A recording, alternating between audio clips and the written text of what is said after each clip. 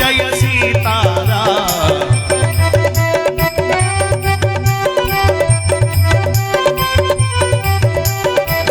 ರಾಮ ರಾಮ ಜಯ ರಾಮ ರಾಮ ಜಯ ರಾಮ ರಾಮ ಜಯ ಸೀತಾರಾಮ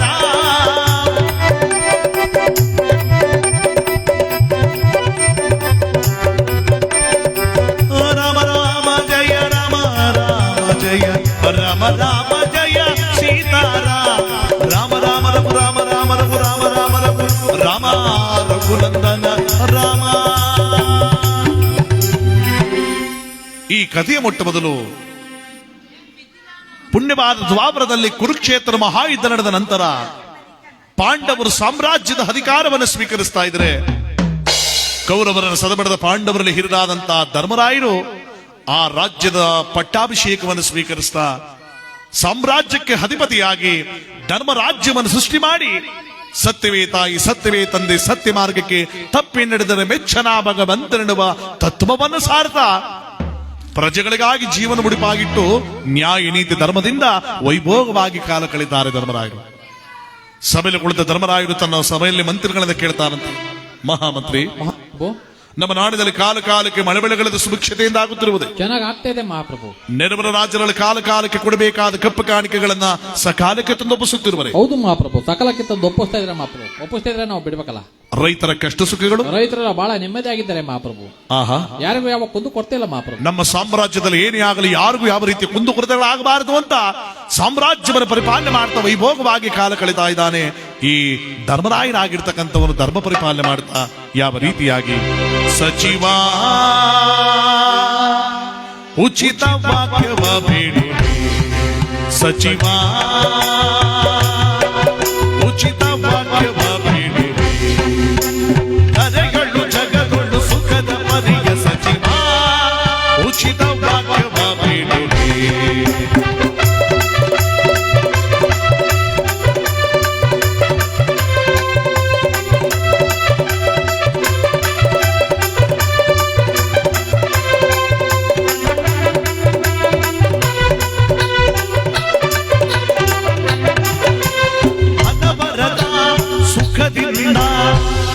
ಹರೇ ಅನುದಿನವೋ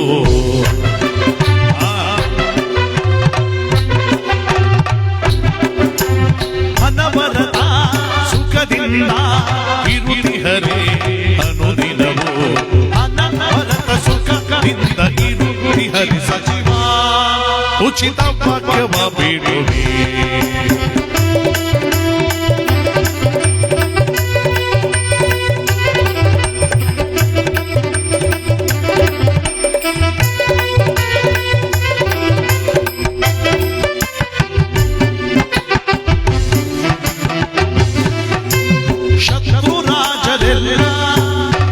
ಮಿತ್ರ ಭಾವದಿಂದ ಕಪ್ಪ ಕಾಣಿಕೆಯಲು ವಂದಿಸುತ್ತಲಿ ಹರೇ.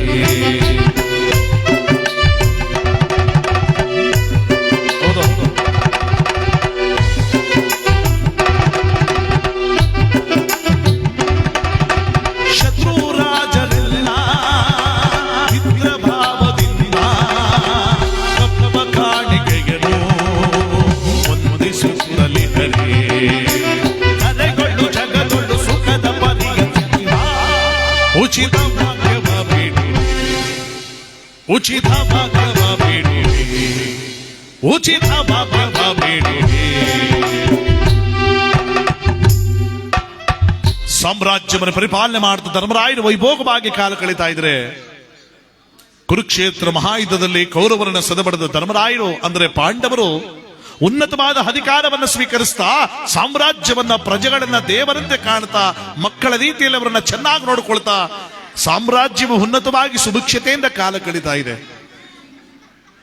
ಈ ಪಾಂಡವರು ಸಾಮ್ರಾಜ್ಯವನ್ನು ಮುಂದುವರಿಸ್ತಾ ಇದ್ರೆ, ಕೌರವರ ಅಧಿಪತಿಗಳಾಗಿದ್ದಂತ ಹಿರಿಯರಾದಂತ ಧೃತರಾಷ್ಟ್ರ ಮತ್ತು ಗಾಂಧಾರಿ ಅವರಿರುವರು ಒಂದು ದಿನ ತಮ್ಮ ಹಂತಾಪುರದಲ್ಲಿ ಕುಳಿತು ಮಾತಾಡ್ಕೋತಾರಂತೆ.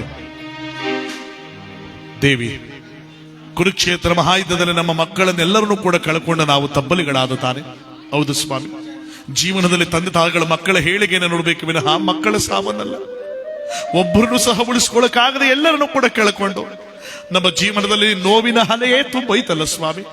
ನಿಜ ದೇವಿ, ಜಗದೊಳಗೆ ತಂದೆ ತಾಯಿಗಳು ಮಕ್ಕಳ ಹೇಳಿಗೆ, ಯಶಸ್ಸು, ಅವರ ಸಂತೋಷ ನೋಡಿ ನಾವು ಸಂತೋಷ ಪಡಬೇಕು ಅನ್ನೋ ಆಸೆ ಇಟ್ಕೋತಾರೆ. ನಮ್ಮ ಜೀವನ ನೋಡಿದೀಯಾ? ಮಕ್ಕಳಾದವರನ್ನೆಲ್ಲರೂ ಕೂಡ ಕಳ್ಕೊಂಡು ಅವರ ಬೆಂಕಿ, ಅವರ ಚಿತೆಗೆ ಬೆಂಕಿ ಇಡುವಂತ ಸ್ಥಿತಿಯನ್ನ ಪರಮಾತ್ಮ ನಮಗೆ ಕರುಣಿಸ್ಬಿಟ್ಟ. ನಿಜ ಸ್ವಾಮಿ, ಮಕ್ಕಳ ನೆನಪು ಸದಾ ನಮ್ಮನ್ನು ಕಾಡ್ತಾ ಇದೆ. ಎಂಥ ಪರಿಣಾಮ ಬಂದರೂ ಅದು ಮಾತ್ರ ಮರೆಯಕ್ಕಾಗ್ತಾ ಇಲ್ವಲ್ಲ. ನೋವೇ ಚಾಗ್ತಾ ಇದೆ ಸ್ವಾಮಿ. ಬೇರೆ ಮಕ್ಕಳು ಆ ಪಾಂಡವರನ್ನು ನೋಡ್ತಾ ಇದ್ರೆ ನಮ್ಮ ಮಕ್ಕಳು ಇರಬೇಕಾಗಿತ್ತು, ಆ ಮಕ್ಕಳ ಜೊತೆ ಜನ ಕಾಲ ಕಳಿಬೇಕಾಗಿತ್ತು. ಅತಿ ಬೇಗ ನಮ್ಮನ್ನು ಬಿಟ್ಟು ಹೊರಟೋದ್ರಲ್ಲ ಅನ್ನೋ ನೋವೇ ನಮಗೆ ಹೆಚ್ಚಾಗ್ತಾ ಇದೆ ಸ್ವಾಮಿ. ಧೃತರಾಷ್ಟ್ರ ಹೇಳ್ತಾನೆ, ಅದಕ್ಕೆ ನಾನೊಂದು ತೀರ್ಮಾನ ಮಾಡಿದ್ದೀನಿ ಕಣೆ. ಹೇಳಿ ಸ್ವಾಮಿ, ಇದೇನು ಅಂತ. ನೋಡು, ನಮಗೂ ವಯಸ್ಸಾಯ್ತು, ನಮ್ಮ ಪುಣ್ಯ ದಿನಗಳು ಕೊನೆಯದಾಗಿ ಬರುವಂತ ಆಗ್ತಾ ಇದೆ. ಇಷ್ಟು ದಿನ ನಾವು ಮಾಡಿರೋ ತಪ್ಪುಗಳು ಪಾಪಗಳನ್ನೆಲ್ಲರೂ ಕೂಡ ತೊಳ್ಕೊಳ್ಳೋದಕ್ಕೆ ಒಂದು ಅವಕಾಶ ಸಿಕ್ಕಿದೆ. ಏನ್ ಸ್ವಾಮಿ ಅದು? ಇರುವಷ್ಟು ದಿನಗಳ ಕಾಲದಾದ್ರೂ ಪುಣ್ಯ ಕ್ಷೇತ್ರಗಳನ್ನು ಸುತ್ತಾಡಿ ಭಗವಂತನ ಸೇವೆಯನ್ನು ಮಾಡಿ ನಮ್ಮ ಪಾಪಗಳನ್ನೆಲ್ಲ ತೊಳ್ಕೊಳ್ಳೋಣ. ಮಾಡಿರುವ ಪಾಪನಾದ್ರೂ ಒಂದು ಕಿಂಚಿತ್ ಕಡಿಮೆ ಆಗ್ಲಿ ಏನಂತಿದ್ದೀವಿ ಸ್ವಾಮಿ. ನೀವು ಹೇಳಿದ ಮಾತೇ ನನಗೆ ವೇದವಾಕ್ಯ, ನೀವು ನಡೆದ ದಾರಿಯೇ ನನಗೆ ಪುಣ್ಯವಾದ ದಾರಿ. ನೀವು ಎಲ್ಲಿಗೆ ಕರೆದರೂ ಇಲ್ಲ ಅನ್ನದೆ ಬರ್ತೇನೆ ಸ್ವಾಮಿ, ಅದು ನನ್ನ ಕರ್ತವ್ಯ. ಕೈ ಹಿಡಿದ ಪತಿಯಾದಂತವರ ಕೈ ಹಿಡಿದ ಜೊತೆಯಾಗಿ ಬರುವುದು ಸತಿಯ ಲಕ್ಷಣ. ನೀವು ನರಕಕ್ಕೆ ಕರೆದರೂ ಸಂತೋಷವ ಬರ್ತೇನೆ, ನಡಿರಿ ಹೋಗೋಣ ಅಂದಾಗ ಧೃತರಾಷ್ಟ್ರ ಗಾಂಧಾರಿ ಹೀರವರು ರಾಜ್ಯಕೋಶಾದಿಗಳನ್ನು ಬಿಡಲು ತೀರ್ಮಾನಿಸಿದಾಗ ಧರ್ಮರಾಜರು ತಡಿತಾರಂತೆ, ಬೇಡಿ, ನೀವು ನಮ್ಮ ರಾಜ್ಯಕ್ಕೆ ಮಾತ್ರವಲ್ಲ ಕುಲಕ್ಕೆ ಹಿರಿತಲೆಗಳು, ಹಿರಿದಾದ ನೀವೇ ನಮ್ಮನ್ನು ಬಿಟ್ಟು ತಬ್ಬಲಿ ಮಾಡೋದ್ರೆ ನಮಗೆ ಮಾರ್ಗದರ್ಶನ ನೀಡೋರು ಯಾರು? ದಯಮಾಡಿ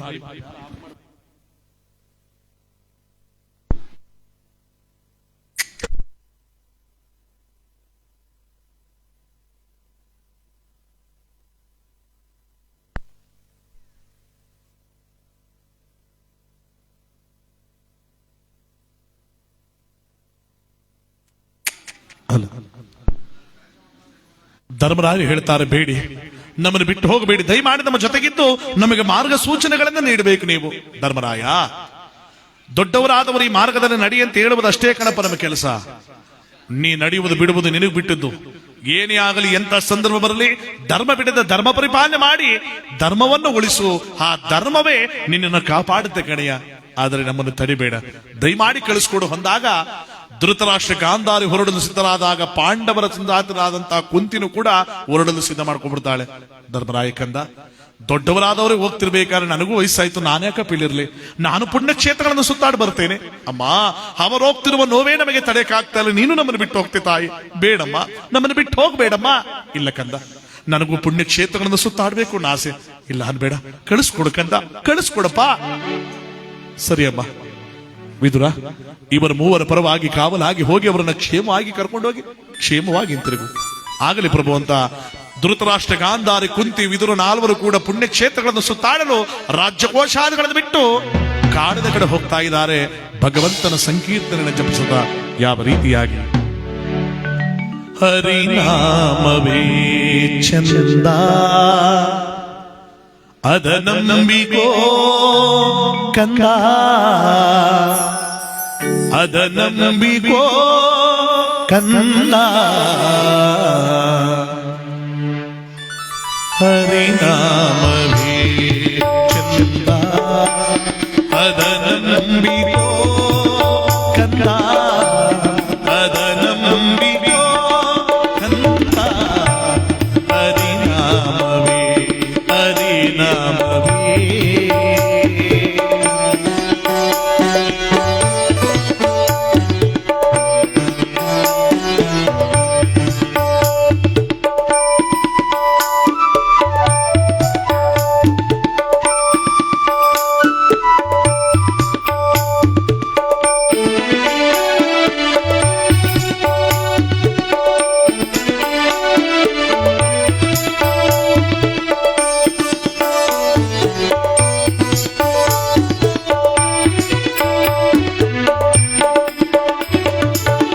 ಇಂದಿನ ಸಾಲ ತೀರಿಸಲೆಂದು ಬಂದಿಹೇವಯ್ಯ ಜನ್ಮವ ಬಳೆದು,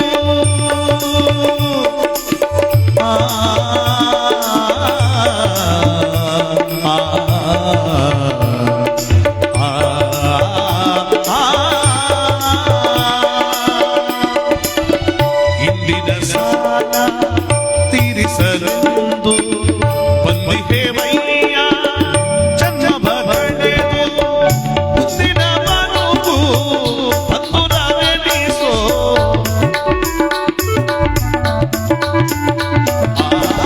ಮುಂದಿನ ಬದುಕು ಹತ್ತುರ ನಡೆಸೋ ಗುರಿ ಸಾಧಿಸೋ ಕಂದ ಹರಿನಾಮವೇ ಚಂದ ಅದನಂಬಿಗೋ ಕಂದ ಅದನಂಬಿಗೋ ಕಂದ ಹರಿನಾಮವೇ ಹರಿನಾಮವೇ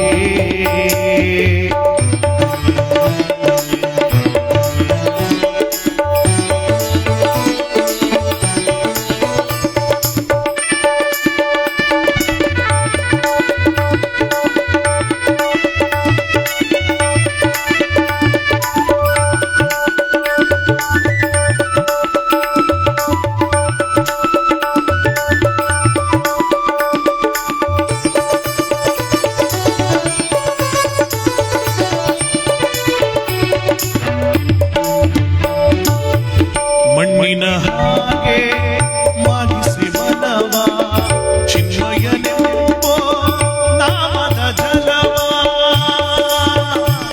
ಕೃಷ್ಣ ಕೃಷ್ಣ ಕೃಷ್ಣ ಕೃಷ್ಣ ಆ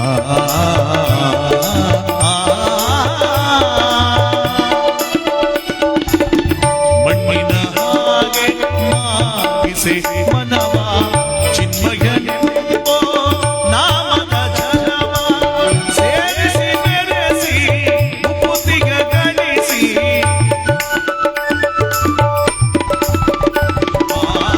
ಸೇರಿಸಿ ಬೆರೆಸಿ ಮುಕುತಿಗ ಗಳಿಸಿ ಸುಖಿಯಾಗಿಸೋ ಕಂದ ಹರಿನಾಮವೇ ಚಂದ ಅದನಂಬಿಗೋ ಕಂದ ಅದನಂಬಿಗೋ ಕಂದ ಹರಿನಾಮವೇ ಹರಿನಾಮವೇ ಗೋವಿಂದ ಗೋವಿಂದ ಗೋವಿಂದ ನಿನಗೂ ಜೀವನವೇ ಧನ್ಯವಾಯಿತು ನಿನ್ನ ನಾಮ ಪಡೆದು ಪರಪರ ಹರಿವಿಠಲ ಪರಪರ ಹರಿವಿಠಲ ವಿಠಲ ವಿಠಲ ವಿಠಲ ವಿಠಲ ಪಾಂಡುರಂಗ ಜೈ ಹರಿ ವಿಠಲ ಪಾಂಡುರಂಗ ವಿಠಲ ವಿಠಲ ಪಾಂಡುರಂಗ ಜೈ ಹರಿ ವಿಠಲ ಪಾಂಡುರಂಗ ವಿಠಲ ವಿಠಲ ಪಾಂಡುರಂಗ ಜೈ ಹರಿ ವಿಠಲ ಪಾಂಡುರಂಗ ಜೈ ಹರಿ ವಿಠಲ ಪಾಂಡುರಂಗ ಜೈ ಹರಿ ವಿಠಲ ಪಾಂಡುರಂಗ. ಭಗವಂತನ ಸ್ಮರಣೆ ಮಾಡಿಕೊಂಡು ಹಿರಿಯರಾದವರು ಕಾಣದ ಕಡೆ ಹೊರಟರು. ಅಂದ್ರೆ ಜಗದೊಳಗೆ ಮನುಷ್ಯನಾದಂತವರ ಕೈಲಿ ಏನೇ ನಡೆದ್ರು, ಏನೇ ಗಳಿಸಿದ್ರು, ಏನೇ ಸಂಪಾದನೆ ಮಾಡಿದ್ರು, ಭಗವಂತನ ಆಣತಿ ಮುಂದೆ ಈ ಮನುಷ್ಯನ ಕೈವಾಡ ಏನೂ ನಡೆಯಲ್ಲ. ಅದಕ್ಕೆ ಉದಾಹರಣೆ ಇವತ್ತು ನಮ್ಮ ಲಕ್ಷ್ಮಮ್ಮನವರೇ ಸಾಕ್ಷಿ ಆಗ್ತಾರೆ. ಕೋಟಿ ಕೋಟಿ ಕೊಡ್ತೀನಿ ಅಂದ್ರೂ ತಾನೇ ಇವತ್ತು ಆ ಮಹತಾಯಿನ ನಾವು ಮತ್ತೆ ತರಕ್ಕಾಗತ್ತಾ? ಖಂಡಿತವಾಗ್ಲೂ ಇಲ್ಲ. ಒಂದು ಸಾರಿ ಈ ದೇಹದಿಂದ ಹಾರಿ ಹೋಗೋ ಪಕ್ಷಿ ಇನ್ನೆಷ್ಟೇ ಕಷ್ಟಪಟ್ಟು ಏನೇ ಮಾಡಿದ್ರು ಕೂಡ ಮತ್ತೆ ಹಿಂತಿರುಗಿ ಬರಲ್ಲ. ಮನೆಗೆ ಹಿರಿಯರಾಗಿ ಬಾಳಿ ಬದುಕಿದ ಜೀವ ನಮ್ಮ ಲಕ್ಷ್ಮಮ್ಮನವರು. ಪರಮ ಪೂಜ್ಯ ಶ್ರೀಯುತರಾದಂತಲೇ ಶ್ರೀ ಬೋರಲಿಂಗೇಗೌಡರ ಧರ್ಮಪತ್ನಿಯಾಗಿ ಬಾಳಿ ಬದುಕಿ ಹಿರಿಯ ತನವನ್ನು ತಂದು ಮಕ್ಕಳ ಮೊಮ್ಮಕ್ಕಳ ಯಶಸ್ಸನ್ನು ನೋಡಿ ತೃಪ್ತಿಯ ಜೀವನ ಅನುಭವಿಸಿ ಇವತ್ತು ಕೈಲಾಸ ವೈಕುಂಠ ಸೇರಿದ ಮಹಾತಾಯಿ ನಮ್ಮ ಲಕ್ಷ್ಮಮ್ಮನವರು. ಜಗದೊಳಗೆ ಹುಟ್ಟಿದ ದಿನವೇ ಮರಣದ ಅಂಕೆಯನ್ನು ಪರಮಾತ್ಮ ಬೆನ್ನ ಮೇಲೆ ಬರೆದು ಬಿಟ್ಟಿರ್ತಾನೆ. ಆ ದಿನ ಅನ್ನೋದು ಬಂದಾಗ ನಾವೆಂತಹ ವೈಭೋಗದಲ್ಲಿದ್ರೂ ಎಲ್ಲವನ್ನು ಬಿಟ್ಟು ಹೋಗ್ತಾ ಇರಬೇಕು. ಯಾವುದು ಶಾಶ್ವತ ಅಲ್ಲ. ಇವತ್ತು ಲಕ್ಷ್ಮಮ್ಮನವರು, ನಾಳೆ ನಾವು, ನಾಳಿದ್ದು ನೀವು. ನಾವು ತಿಳ್ಕೋಬೇಕಾದ್ದೇನು ಅಂದ್ರೆ ಮನುಷ್ಯ ಎಷ್ಟು ದಿನ ಬದುಕ್ತಾನೆ ಅನ್ನೋದಲ್ಲ, ಎಷ್ಟು ದಿನ ಬದುಕಿ ತಾನೇನನ್ನು ಗಳಿಸ್ತಾನೆ ಅನ್ನುವುದು ಬಹಳ ಮುಖ್ಯ. ಅಂತ ಪುಣ್ಯವನ್ನ ಇವತ್ತು ನಮ್ಮ ಲಕ್ಷ್ಮಮ್ಮನವರು ಗಳಿಸಿ ಇವತ್ತು ವೈಕುಂಠ ಸೇರ್ತಾ ಇದ್ದಾರೆ. ತಡಿಲಾರದ ದುಃಖ ಕೊಟ್ಟು ಹೋಗಿದ್ದಾರೆ. ಈ ಸಂದರ್ಭದಲ್ಲಿ ನಮ್ಮ ತಂಡದವರಿಗೊಂದು ಸ್ವಾಗತವನ್ನ ನಮ್ಮ ಲಕ್ಷ್ಮಮ್ಮನವರ ಕುಟುಂಬಸ್ಥರಿಂದ ಕೋರ್ತಾ ಕಾರ್ಯಕ್ರಮ ಮುಂದೆ ಮಾಡ್ಕೊಳ್ಳೋಣ.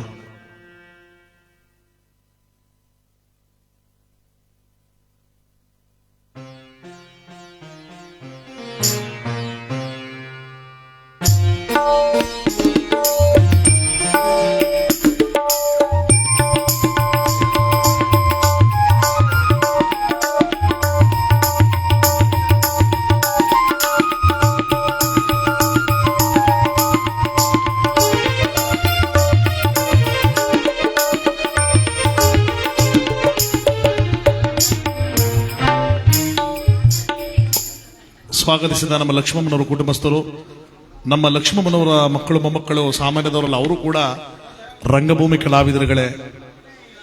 ಏಕೆಂದ್ರೆ ಭಕ್ತ ಪ್ರಹ್ಲಾದ ನಾಟಕದಲ್ಲಿ ಬಹಳ ಅದ್ಭುತವಾದಂಥ ಕಲಾ ಸೇವೆ ಮಾಡಿರುವಂಥವರು ನಮ್ಮ ಶ್ರೀಯುತರಾದಂಥ ಲಕ್ಷ್ಮಮ್ಮನವರ ಮಕ್ಕಳು ಮೊಮ್ಮಕ್ಕಳು. ಅದರಲ್ಲೂ ಹಿರಣ್ಯಕಶಿಪು ಹಿರಣ್ಯಾಕ್ಷಿನ ಪಾತ್ರ ಅಪ್ಪ ಮಕ್ಕಳು ಬಹಳ ಚೆನ್ನಾಗಿ ಮಾಡ್ತಾರೆ. ಅದ್ರ ಬಗ್ಗೆ ಮಾತಾಡಂಗೇ ಇಲ್ಲ. ಮಧ್ಯೆ ಬೇಕಾದ್ರೆ ಅವ್ರ ಕೈಲಿ ಒಂದು ಝಲಕ್ ಮಾಡಿಸೋ ಒಟ್ಟಿನಲ್ಲಿ. ಯಾಕೆಂದ್ರೆ ಹಿರಿಯರು ರಂಗಭೂಮಿ ಕಲಾವಿದರು, ಅನೇಕ ಕಲಾವಿದರನ್ನ ಬೆಳೆಸಿದಂತ ಹಿರಿಯತನದವರು. ಅವರ ಒಬ್ಬ ಮಹತಾಯಿಯಾದಂಥ ಲಕ್ಷ್ಮಮ್ಮನವರ ಒಂದು ಪುಣ್ಯ ಕಾರ್ಯವನ್ನ ಭಕ್ತಿ ನಿಷ್ಠೆಯಿಂದ ಮಾಡಿಸ್ತಿರುವಂತಹದ್ದು. ಅದಕ್ಕೆ ಜಗದೊಳಗೆ ಆ ಪರಮಾತ್ಮನ ಸಾರ್ಥಕತೆ ಬಹಳ ಮುಖ್ಯ. ಇವತ್ತು ಹಗಲಿ ವೈಕುಂಠ ಸೇರಿರ್ತಕ್ಕಂಥ ಲಕ್ಷ್ಮಮ್ಮನವರಿಗೆ ಮೋಕ್ಷವನ್ನು ಕೊಡಿಸುವಂತ ಒಂದು ಪುಣ್ಯವಾದ ಸಮಯ.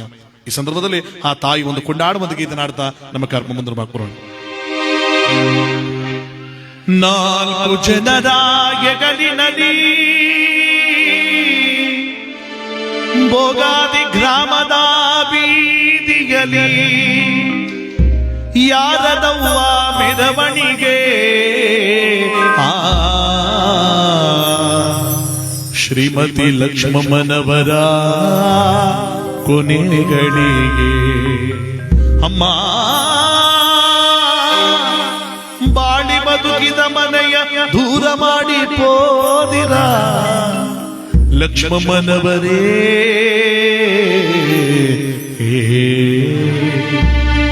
ಅಮ್ಮ ತಾಯಿ.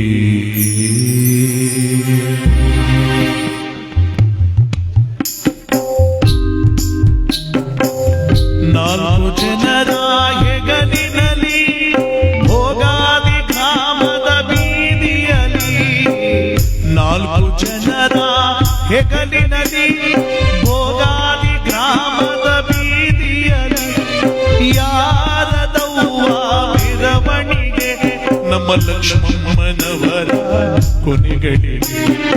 ಯಾರದಪ್ಪ ಮೆರವಣಿಗೆ ನಮ್ಮ ಲಕ್ಷ್ಮಮ್ಮನವರ ಕೊನೆಗಳಿಗೆ. ನಾಲ್ಕು ಜನರ ಹೆಗಲಿನಲ್ಲಿ ಅಯ್ಯೋ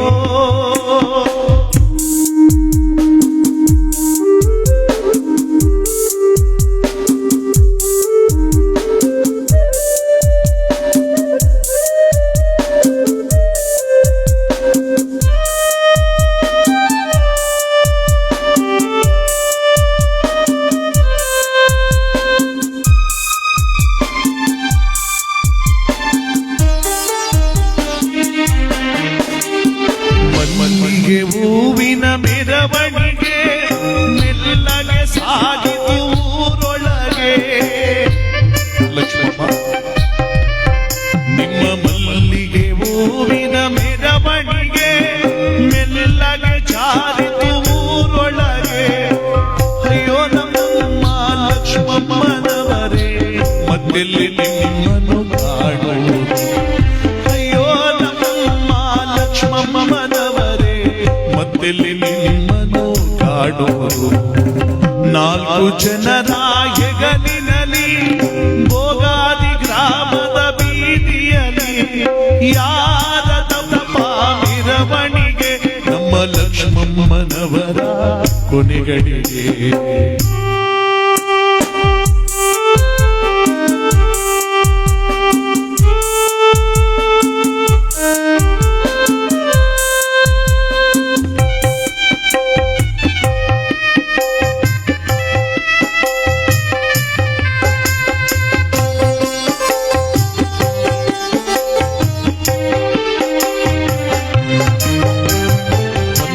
ಬಳಗವೆಲ್ಲ ಬಂದವರೇ ಬಹಳ ದುಃಖವನ್ನು ಪಟ್ಟವರೇ.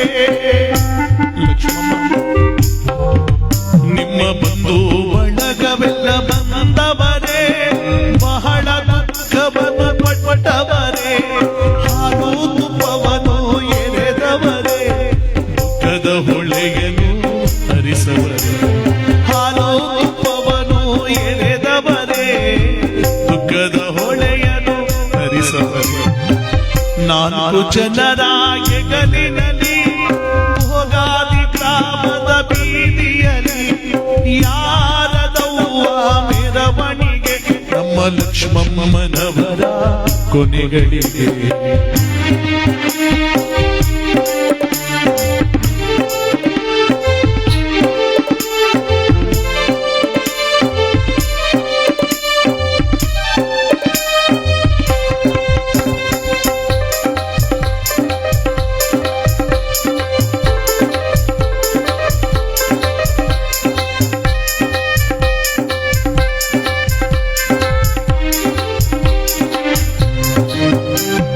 ಬಿದಿರು ಮಲ್ಲಲಕ್ಕಿ ಮೆರವಣಿಗೆ ಮರಳಿ ಬಾರದು ಊರೊಳಗೆ. ಶ್ರೀಮತಿ ಲಕ್ಷ್ಮಮ್ಮನವರೇ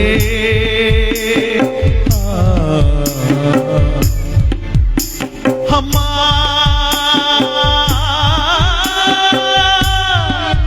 ತಾಯಿ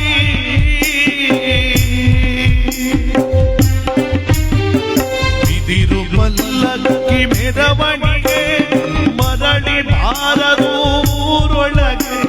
ಸೇರಿರು ಏಳೂರಿನ ಜನವು ನಿಮ್ಮಯ ಅಂತಿಮ ಕಾರ್ಯಕ್ಕೆ. ಸೇರಿರು ಏಳೂರಿನ ಜನವು ಲಕ್ಷ್ಮಮ್ಮನವರ ಕಾರ್ಯಕ್ಕೆ. 4 ಜನರ ಹೆಗಲಿನಲ್ಲಿ ಭೋಗಾದಿ ಗ್ರಾಮದ ಬೀದಿಯಲ್ಲಿ ಯಾರದವ್ವ ಮೆರವಣಿಗೆ ನಮ್ಮ ಲಕ್ಷ್ಮಮ್ಮನವರ ಕೊನೆಗಳಿಗೆ. ಯಾರದಪ್ಪ ಮೆರವಣಿಗೆ ಲಕ್ಷ್ಮಮ್ಮನವರ ಕೊನೆಗಳಿಗೆ. 4 ಜನರ ಹೆಗಲಿನಲ್ಲಿ ಬರಲಾರದ ಊರನ್ನು ಸೇರಿದಿರ ಶ್ರೀಮತಿ ಲಕ್ಷ್ಮಮ್ಮನವರೇ ಅಮ್ಮ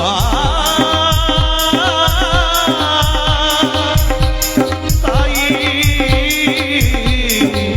ನಿಮಗೆ ಶರಣು ಶರಣಾರ್ಥಿ.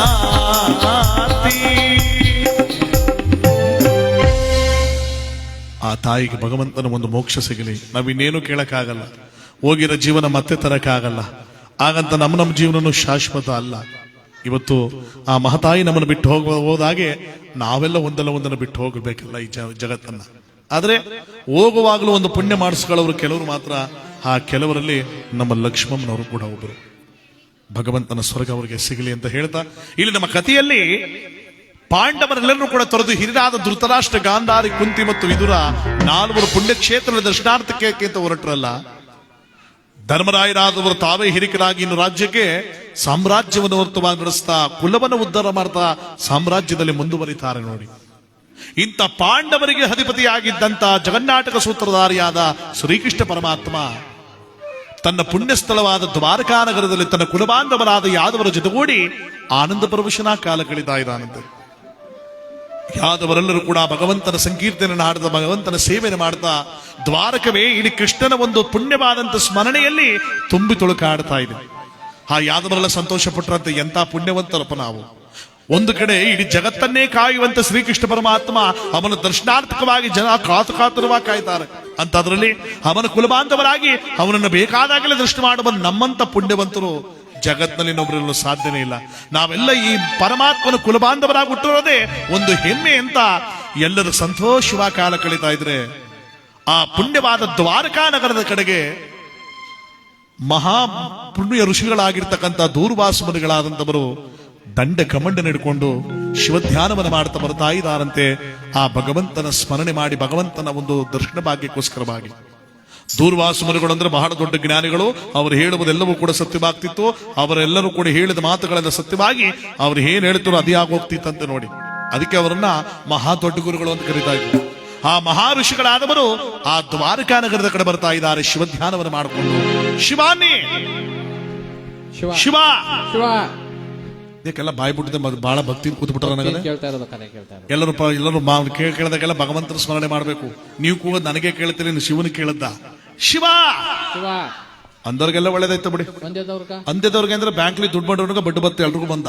ನೀವು ಕೂದಷ್ಟು ನಿಮ್ಮ ಅಕೌಂಟ್ಗೆ ಹೋಗಿ ಸೇರ್ತಾ ಅಲ್ಲಿ ಕೂಗ್ ನಿಲ್ವೋ ಅಮ್ಮಾಡಿ ಬಮ್ಮಡಿ ಕ್ಲೀಟ್ ಇಲ್ದ ಕೆಟ್ಟ ನಮ್ಮಟ್ಟೆ ಸುಮ್ಮನೆ ಹೋಗೋದಿಗೆ ಹೋಗ್ಬಿಟ್ಟು ನಿಂತ್ಕೆಟ್ಬಿಟ್ಟು ಕೆತ್ತ ಅಂತಲ್ಲ ಹಂಗಾಗೋಯ್ತು. ಆಮೇಲೆ ಶಿವ ಶಿವ ನೆನ್ನಾಯ್ತು ಕೊಂಡ ಇವತ್ತು ಬಂದ ಕುಂಡ ಅಂತ ಒಂದು ಗಾದೆ ಅದಲ್ಲ, ಅದೇನ ಅರ್ಥ ಆಗ್ಲಿಲ್ಲ. ಕೊಂಡನೇ ಮಧ್ಯಾಹ್ನದಲ್ಲಿ ಆಗೋಯ್ತಂತೆ.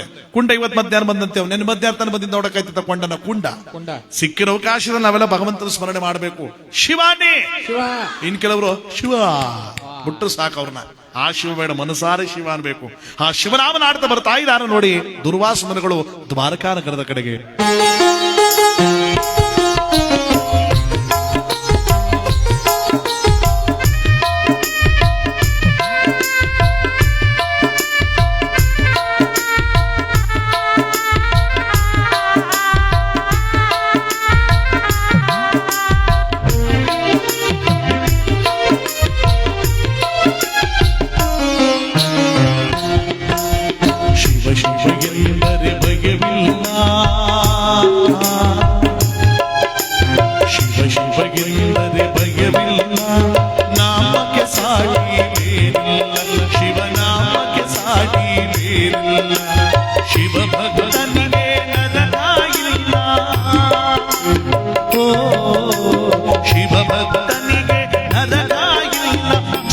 ಜನುಮಗಳ ಪಾಪವೇ ಇಲ್ಲ.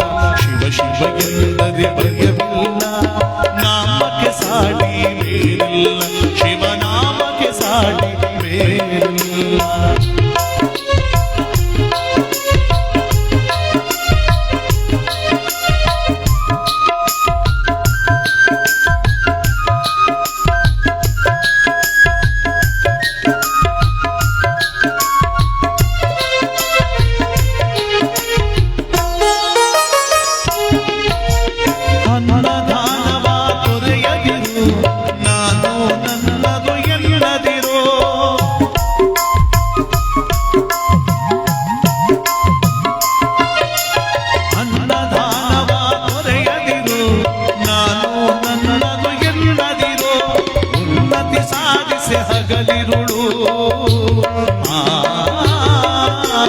ಉನ್ನತಿ ಸಾಧಿಸೆ ಹಗಲಿರುಳು ದೀನಾನಾಥನನ್ನೆಯುತ್ತಿರು.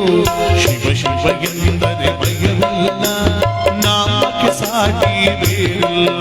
ಶಿವನಾಮಕ್ಕೆ ಸಾಟಿ ಬೇರಿಲ್ಲ.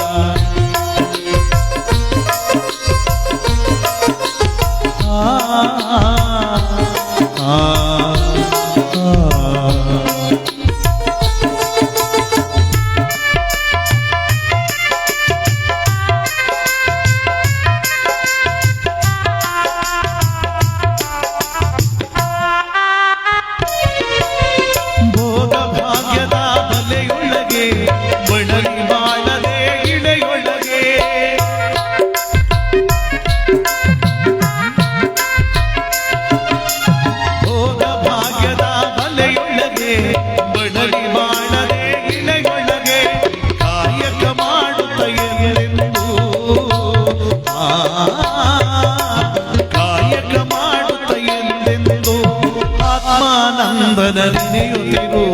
ಶಿವ ಶಿವ ಎಂದರೆ ಭಯವಿಲ್ಲ, ನಾಮಕ್ಕೆ ಸಾಟಿ ಬೇರಿಲ್ಲ. ಶಿವನಾಮಕ್ಕೆ ಸಾಟಿ ಬೇರಿಲ್ಲ.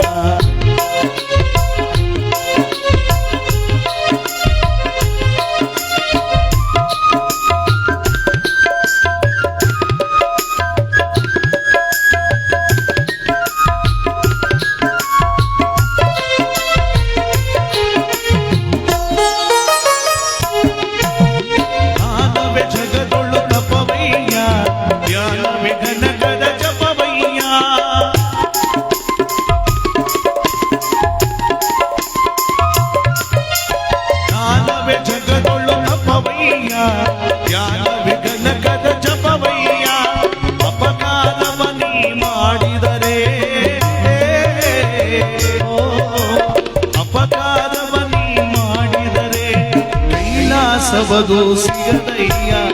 ಶಿವ ಶಿವ ಎಂದರೆ ಭಯವಿಲ್ಲ, ನಾಮಕ್ಕೆ ಸಾಟಿ ಬೇರಿಲ್ಲ.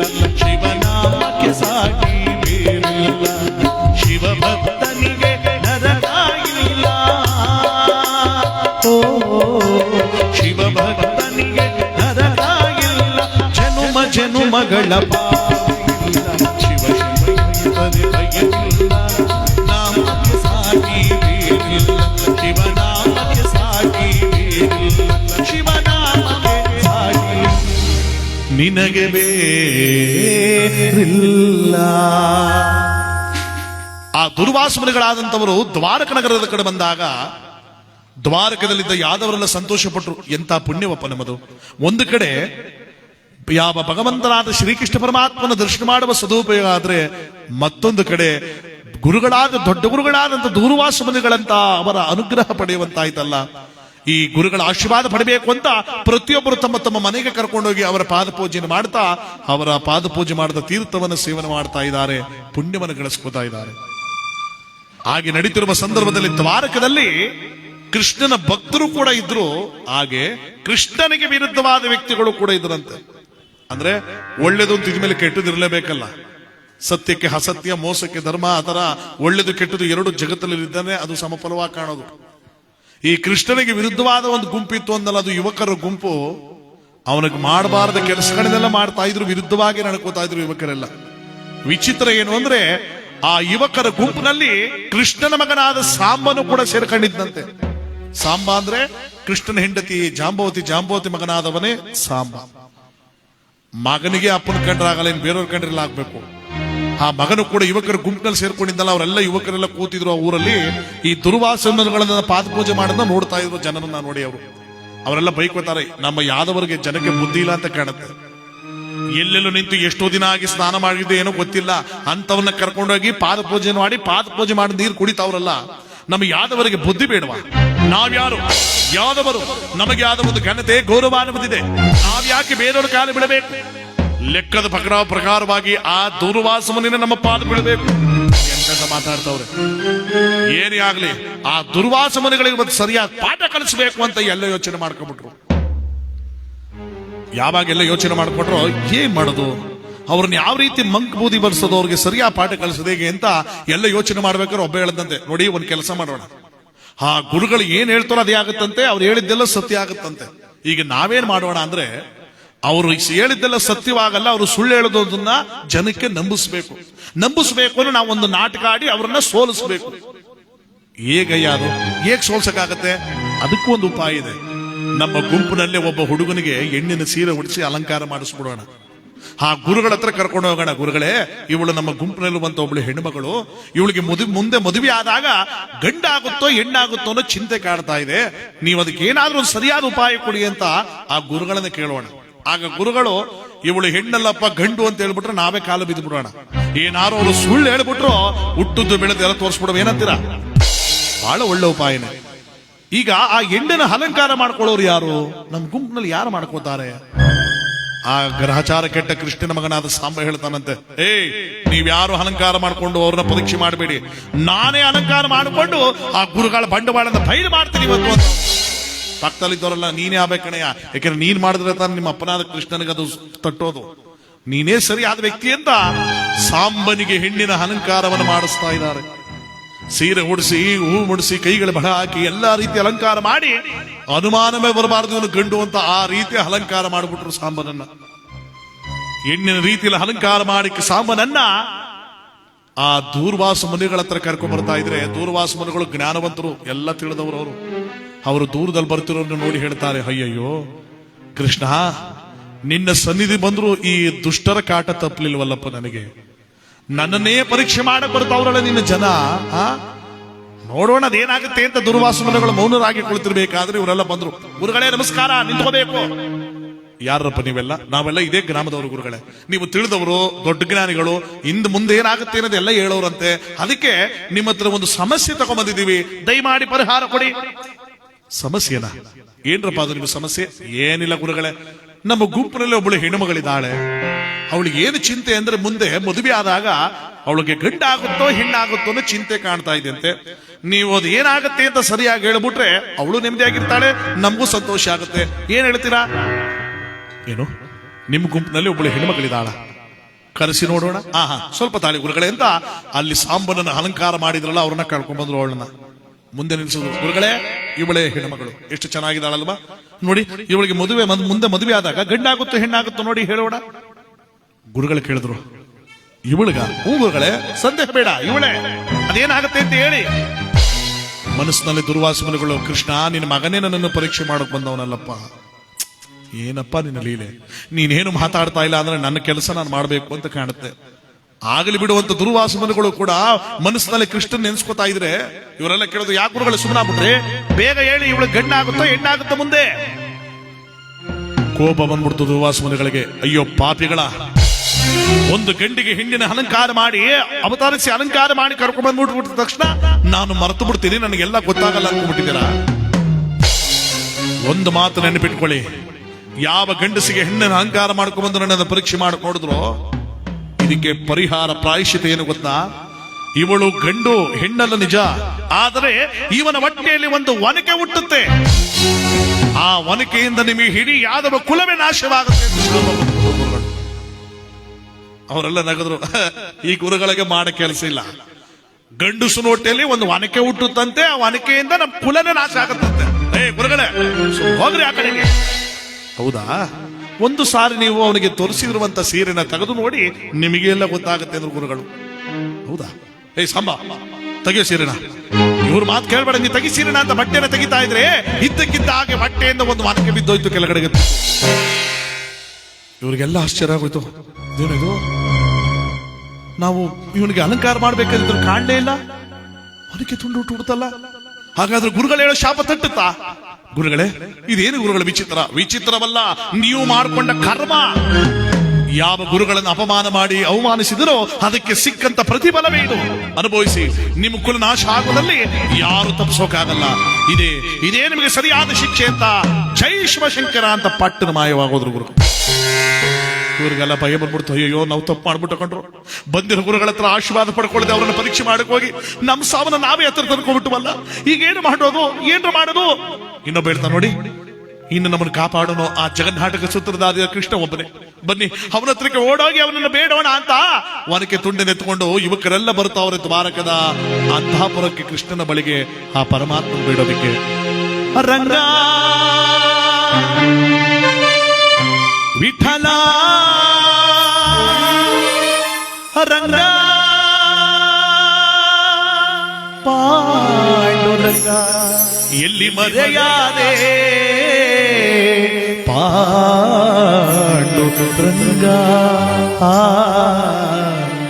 ನೀಯೇ ದೂರಾದೆ. ಕೃಷ್ಣ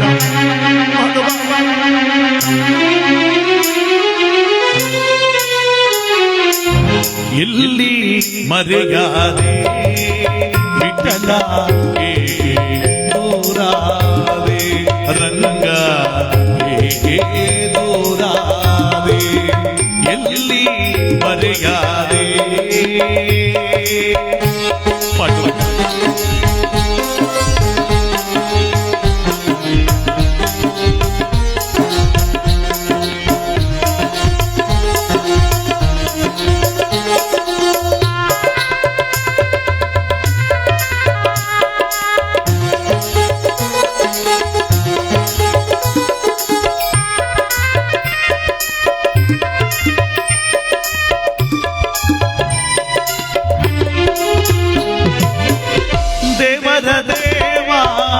ಎಂಬುದ ಮರೆತೆ ಸೇವಕನಂತೆ ನನ್ನೆಡೆ ನಿಂತೆ.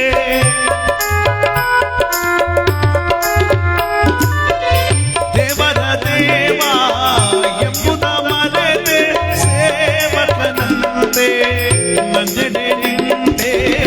ಮಾಧವನಿನ್ನ ಮಾಯಾಜಾಲ, ಮಾಧವ ನಿನ್ನ ಮಾಯಾಜಾಲ, ಮಾನವನಾನು ತಿಳಿಯಲಿಲ್ಲ.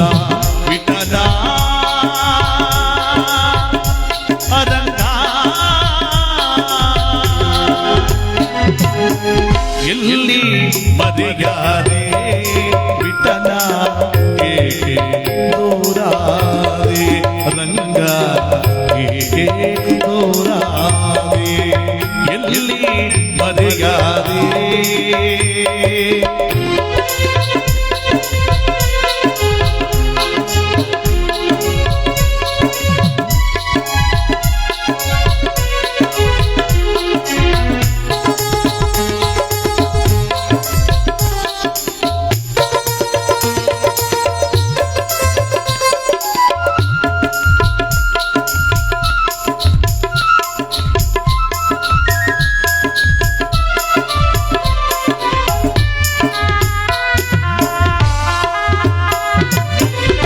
ಸಾಧಿಸಿ ಹರಿಯ ಪ್ರೀತಿಯ ಒಲವು ಪೂಜಿಸಿದಂತ ಪೂಜ್ಯರು ನೀವು.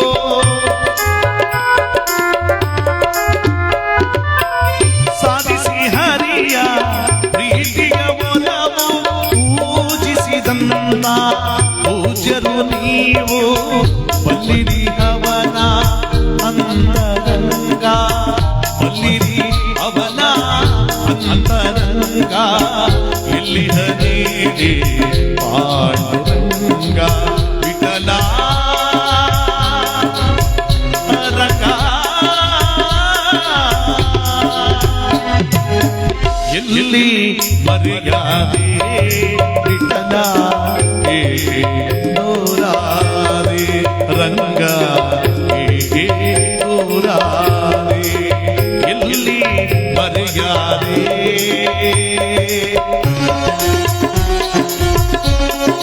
ರಂಗ.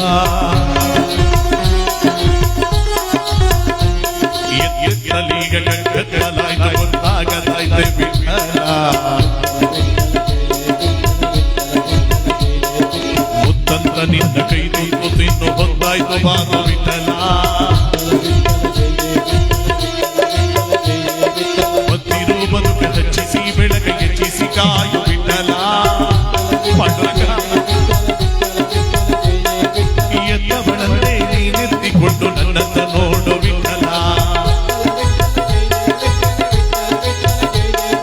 ನೀಯನ್ನ ಮನ ನೀಯನ್ನ ದನ ನೀಯನ್ನ ಪ್ರಾಣ ವಿಠಲ. ಎಲ್ಲ ತನಿದೆಯೇ ಮುಖ ತೋರದರೆಗೆ, ನೀಯನ್ನ ನಿದೆಯೇ ಮುಖ ತೋರದರೆಗೆ. ವಿಠಲ ವಿಠಲ ಜಯ ಜಯ ವಿಠಲ ವಿಠಲ ವಿಠಲ ಜಯ ಜಯ ವಿಠಲ. ವಿಠಲ ವಿಠಲ ಜಯ ಜಯ ವಿಠಲ ವಿಠಲ ವಿಠಲ ಜಯ ಜಯ ವಿಠಲ. ವಿಠಲ ವಿಠಲ ಜಯ ಜಯ ವಿಠಲ ವಿಠಲ ವಿಠಲ ರಂಗ.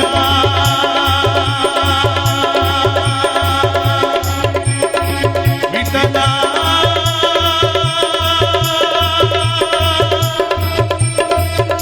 ರಂಗ.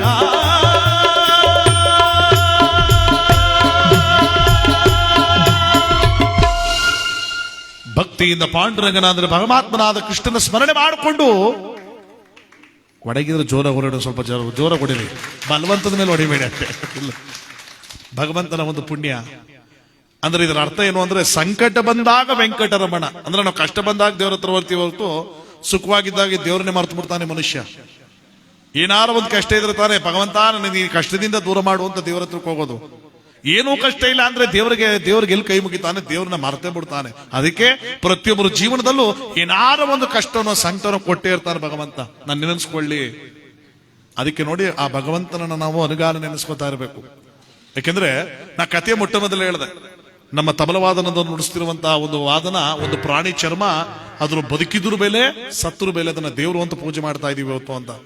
ಆದ್ರೆ ಮನುಷ್ಯ ಎಷ್ಟೇ ಕೋಟಿ ಬೆಲೆ ಬಾಳ್ತಿರಲಿ, ಜೀವದಲ್ಲಿ ಜೀವ ಇರೋ ತನಕ ಮಾತ್ರ ಬೆಲೆ ಹೊರತು ಸತ್ತ ಮೇಲೆ ಹೆಣಕ್ಕೆ 3 ಕಾಸಿನ ಬೆಲೆ ಇರಲ್ಲ. ಯಾಕೆಂದ್ರೆ ಸತ್ತಾಗ 1 ದಿನ ಇಟ್ಕೋಬಹುದು ದೇಹನ, 2 ದಿನ ಇಟ್ಕೋಬಹುದು, ಅಬ್ಬಬ್ಬ ಅಂದ್ರೆ ಔಷಧಿ ಹೊಡೆದು 3 ದಿನ ಇಟ್ಕೋಬಹುದು, 4ನೇ ದಿನಕ್ಕೆ ಹತ್ತಿರಕ್ಕೆ ಹೋಗಕ್ಕಾಗಲ್ಲ, ಅಷ್ಟು ದುರ್ವಾಸನೆ ಹೊಡೆದು ಬಿಡುತ್ತೆ. 5ನೇ ದಿನಕ್ಕೆ ಹುಳಗಳೇ ಮೇಕಬಿಡುತ್ತೆ ದೇಹನ. ಇನ್ಯಾತಕ್ ಬೇಕು ಈ ಜೀವನ, ನಾನು ನಂದು ನನ್ನಿಂದಲೇ ಅಂತ ಬದುಕೋ ಮನುಷ್ಯ ಸತ್ತ ಮೇಲೆ ಏನ್ ತಾನೇ ತಗೊಂಡು ಹೋಗ್ತಾನೆ. ಅಪ್ಪಿ ತಪ್ಪಿ ಏನಾದ್ರು ತಗೊಂಡೋದ್ರೆ ಇವತ್ತು ನಮ್ಮ ಲಕ್ಷ್ಮಮ್ಮನವ್ರು ಗಳಿಸ್ಕೊಂಡು ಹೋಗ್ತಾರಲ್ಲ ಒಂದು ಪುಣ್ಯ, ಇದೊಂದೇ ನೋಡಿ ಜೊತೆ ಬರೋದು.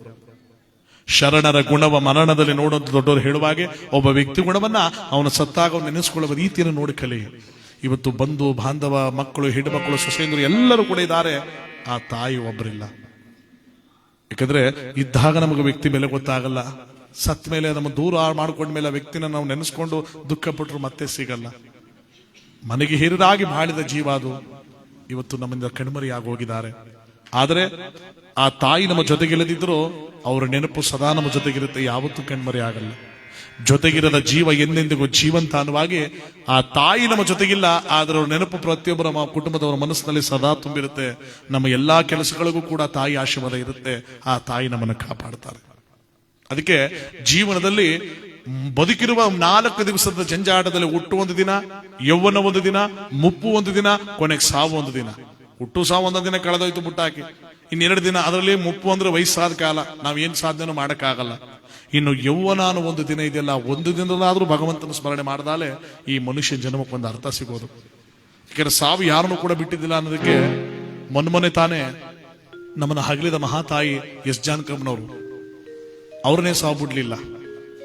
48,000ಕ್ಕೂ ಹೆಚ್ಚು ಗೀತೆಗಳನ್ನು ಆಡಿದ ಪುಣ್ಯಾತ್ಗೀತೆಯವರು 88 ವರ್ಷಗಳ ಕಾಲ ಬದುಕಿ 60ಕ್ಕೂ ಹೆಚ್ಚು ವರ್ಷಗಳ ಕಾಲ ಕಲಾ ಸೇವೆಗೆ ನಿವೃತ್ತರಾಗಿ ಸಾಧನೆ ಮಾಡಿ ಹೋದ ಮಹಾತಾಯಿ ಜಾನಕಮ್ಮನವರು 25ಕ್ಕೂ ಹೆಚ್ಚು ಪರಭಾಷೆಗಳಲ್ಲಿ ಗೀತೆಗಳನ್ನು ಹಾಡ್ತಾ ಗಾಯಕರಿಗೆ ರಾಜ್ಯೋತ್ಸವ ಪ್ರಶಸ್ತಿ ಮೂಲ ಅನ್ನೋದನ್ನ ತಿಳಿಸ್ಕೊಡ್ತಾ ಇವತ್ತು ನಮ್ಮಿಂದ ದೂರವಾಗೋದ್ರು. ಸಾವು ಯಾರನ್ನೂ ಕೂಡ ಬಿಟ್ಟಿದ್ದಾರೆ ಅನ್ನೋದಕ್ಕೆ ಇದು ಸಾಕ್ಷಿ. 111 ವರ್ಷ ಬದುಕಿದ ಸಿದ್ಧಗಂಗಾ ಶ್ರೀಗಳನ್ನ ಸಾವು ಬಿಡ್ಲಿಲ್ಲ. ಯಾವುದು ಬೇಡ, 46 ವರ್ಷ, ಕೇವಲ 46 ವರ್ಷ ಬದುಕಿದ ನಮ್ಮ ಪುನೀತ್ ರಾಜ್ಕುಮಾರ್ ಅವರೇ ಸಾವು ಬಿಡ್ಲಿಲ್ಲ. ನಾವು ನೀವು ಯಾವ ಲೆಕ್ಕ? ಇವತ್ತು ತೃಪ್ತಿ ಜೀವನ ಅನುಭವಿಸಿ ನಮ್ಮ ಲಕ್ಷ್ಮಣನನ್ನು ಹಗಳ್ತಾ ಇದ್ದಾರೆ. ಅದಕ್ಕೆ ಜೀವನದಲ್ಲಿ ನಾವು ಒಳಿತು ಅರಿತು ಬದುಕದಾಗ್ಲೇ ಜೀವನಕ್ಕೊಂದು ಅರ್ಥ ಅನ್ನೋದಕ್ಕೆ ನಮ್ಮ ಹೆಸರಾಂತ ಗಾಯಕರಾದ ಸಿ ಅಶ್ವಥ್ರವರು ಗೀತೆ ತಿಳಿಸ್ತಾರೆ ನೋಡಿ. ಆ ಗೀತೆ ನಾಡೋಣ. ಒಳಿತು ಮಾಡೋ ಮನುಜ ನೀನಿರೋದು 3 ದಿವಸ, ಉಸಿರು ನಿಂತ ಮ್ಯಾಗೆ ನಿನ್ನ ಹೆಸರು ಹೇಳುತ್ತಾರ, ಎಣ್ಣ ಹನ್ನುತ್ತಾರ, ಮಣ್ಣಾಗ ಓಳುತ್ತಾರ, ಚಟ್ಟ ಕಟ್ಟುತ್ತಾರ, ಇಲ್ಲ ಸುಟ್ಟು ಹಾಕುತ್ತಾರ. ಯಾವ ಶಾಶ್ವತ?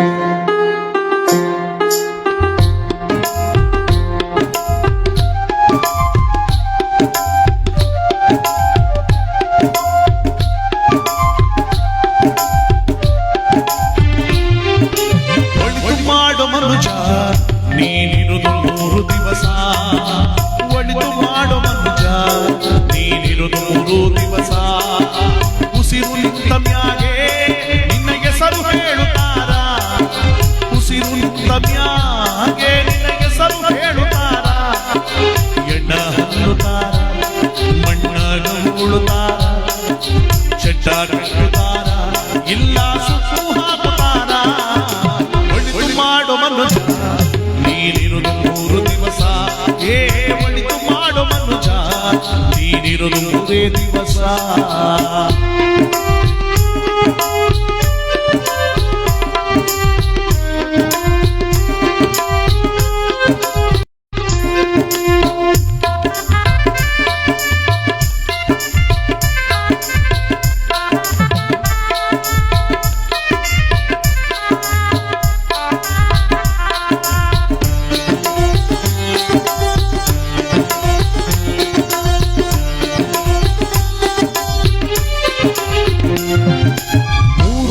ಸಂತೆ ಪುನಃ ಮಾಡಬೇಕು, 3 ದಿನದ ಸಂತೆ ಪುನಃ ಮಾಡಬೇಕು, ದ್ವೇಷವೆಂಬ ಕಂತೆ ನೀನು ಸುಟ್ಟು ಹಾಕಬೇಕು, ಈ ದ್ವೇಷವೆಂಬ ಕಂತೆ ನೀನು ಸುಟ್ಟು ಹಾಕಬೇಕು, ಪ್ರೀತಿ ಪ್ರೇಮ ಹಂಚಿ ನೀನು ಹೋಗಬೇಕು ಹಲ್ಲಿ, ಪ್ರೀತಿ ಪ್ರೇಮ ಹಂಚಿ ನೀನು ಹೋಗಬೇಕು ಹಲ್ಲಿ, ಸತ್ಸಮ್ಯಾಮ ಹೆಸರು ಉಂಟು ಇಲ್ಲಿ ಭೂಮಿಯಲ್ಲಿರುವುದು ಬಾಡಿಗೆ ಮನೆಯಾಗ, ಮ್ಯಾಲೆ ಹೋಗಬೇಕು ನಮ್ಮ ಸ್ವಂತ ಮನೆಯಾಗ, ಬರಲು ಏನು ತಂದೆ ನಿನ್ನ ಬರಲು ಏನು ಹಿಂದೆ, ಒಳಿತು ಮಾಡು ಮನುಜ ನೀನಿರುವುದು 3 ದಿವಸ, ಒಳಿತು ಮಾಡು ಮನುಜ ನೀನಿರುವುದು 3 ದಿವಸ.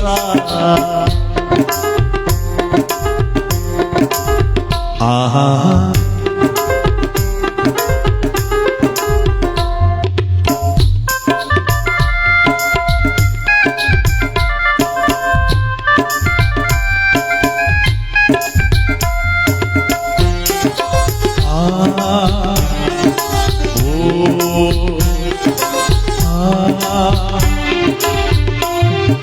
ಸ್ವರ್ಗ ನರಕವೆಲ್ಲ ಮೇಲಿಂದ ಕೇಳ ತನಕ, ಸ್ವರ್ಗ ನರಕವೆಲ್ಲ ಮೇಲಿಂದ ಕೇಳೋ ಜನಕ, ಇಲ್ಲೇ ಕಾಣಬೇಕು ಉಸಿರಿರೋ ಕೊನೆ ತನಕ, ನಾವು ಇಲ್ಲೇ ಕಾಣಬೇಕು ಉಸಿರಿರೋ ಕೊನೆ ತನಕ, ನಾನು ಎಂದು ಮೆರೆಯಬೇಡ ಮೂಡ,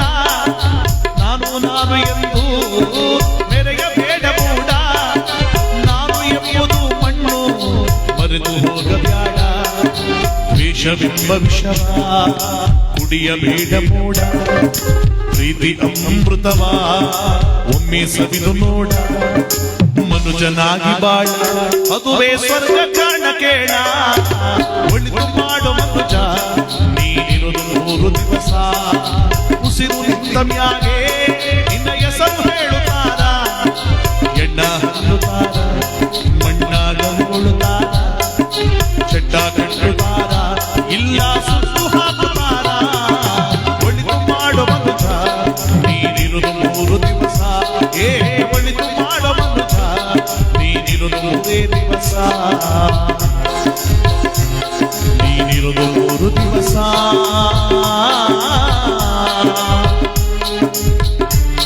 ನೀನಿರುವುದು 100 ದಿವಸ.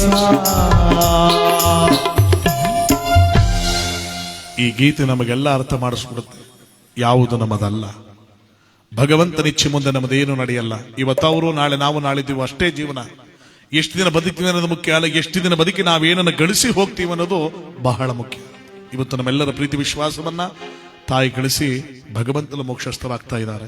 ಇನ್ನೊಂದು ವಿಶೇಷ ಏನು, ಇದು ಮಹಾಪುಣ್ಯವಾದ ಆಷಾಢ ಮಾಸ, ಸರ್ವ ದೇವತೆಗಳ ಪೂಜೆ ಮಾಡುವಂತ ಒಂದು ಪುಣ್ಯವಾದ ಮಾಸ ಇದು. ಯಾವ ಲಗ್ನಗಳಿರಲ್ಲ, ಯಾವ ಮದುವೆಗಳಿರಲ್ಲ, ದೇವತೆಗಳಿಗೆ ಮೀಸಲಾದಂತ ಮಾಸ. ಆ ತಾಯಿ ಇವತ್ತು ಆ ದೇವತೆಯಾಗಿ ವೈಕುಂಠ ಸೇರ್ಬಿಟ್ಟಿದ್ದಾರೆ. ನಾಳೆ 2ನೇ ಆಷಾಢ ಶುಕ್ರವಾರ ನೋಡಿ ಹೆಂಗಿದೆ ದಿನಗಳು, ಕೂಡು ಬಂದಿದೆ ಆ ತಾಯಿಗೆ. ಜೀವನದಲ್ಲಿ ನಾವು ಆ ತಾಯಿಯ ಒಂದು ಸ್ಮರಣೆ ಮಾಡ್ತಾ ಇರುವಂತ ಕುಟುಂಬದವರೆಲ್ಲ ಹಿರಿಕರ ಒಂದು ಸೇವೆಯನ್ನು ಮಾಡ್ತಿರುವಂತಹದ್ದು, ಇವತ್ತೊಂದು ನಿರ್ವಿಘ್ನ ಕಾರ್ಯ ಮಾಡಿಸ್ಕೊತಾ ಇದ್ದಾರೆ ತಾಯಿ ಅಂದ್ರೆ ಇದೇ ನಿಜವಾದ ಪುಣ್ಯ. ಆ ಭಗವಂತ ಅವರಿಗೆ ಸ್ವರ್ಗ ಪ್ರಾಪ್ತಿ ಮಾಡಲಿ ಅಂತ ಕೇಳ್ತಾ ಇಲ್ಲಿ ನಮ್ಮ ಕಥೆಯಲ್ಲಿ ಒನಕೆ ತುಂಡಿನಿಂದ ಭಯಭೀತರಾದಂತಹ ಯುವಕರೆಲ್ಲರೂ ಕೂಡ ಕೃಷ್ಣನ ಆರಾಧಕನಾಗಿ ಕೃಷ್ಣನ ಸನ್ನಿಧಿ ಬರ್ತಾರಂತೆ. ಕೃಷ್ಣ